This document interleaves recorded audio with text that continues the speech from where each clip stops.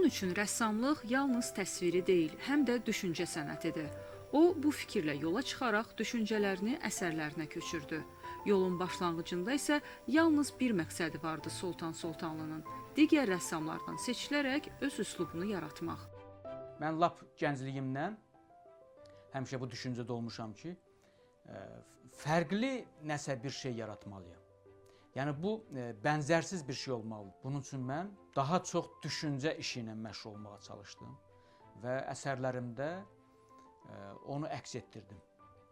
Yəni sadəcə təsvir yox, təsvir vasitəsilə fikir ifadə eləmək, məna ifadə eləmək. Bu sənətin əsl mahiyyəti budur. Sultan Sultanlı 20 ildən artıqdır ki, rəngkarlıqla bərabər həm qrafik ustası, həm də karikaturçu kimi fəaliyyət göstərir.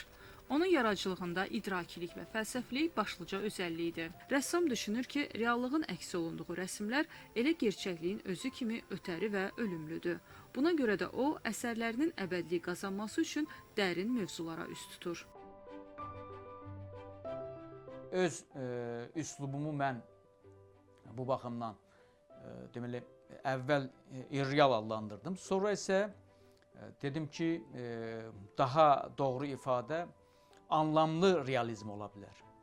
Ona görə də hazırda mən hesab edirəm ki, mənim yaratdığım əsərlər anlamlı realizm anlayışını daha düzgün ifadə eləyir. İnsan gerçəkliyə baxıb sənət yaratsa, o bayaq dediyim kimi, gerçəkliklə birlikdə o sənətdə öləcək. İlhamı da həqiqətlə görüşümdən alıram. Çünki gerçəklik səni ilhamlandıra bilməz. Gerçəkliyin ilhamlandırdığı çox az şey var insanın. Onun karikaturları da rəsmləri kimi sadəcə vizual təsvirdən ibarət deyil. Burada əsasən düşüncə ön plandadır. Rəssam karikaturlarda fikirlərini daha kəskin, cəsarətli, bəzən də ironik bir dillə çatdırır. Mən ənənəvi o akrobat alətini dəyişmişəm, onu atla əvəzləmişəm. Bu mənim deməli məşhur əsərimdir həm də. Bu müasir İncəsənət Muzeyində bu qorunur bu əsər.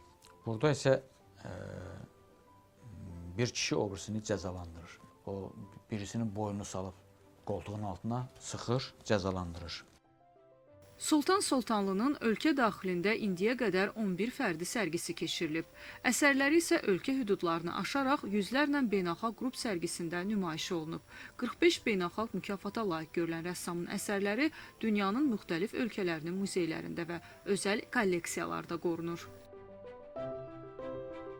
Gülarə Quliyeva, Novruz Kazımov, Sevgi Əlizadə, Səbinə Bayramova, Mədəniyyət xəbərləri.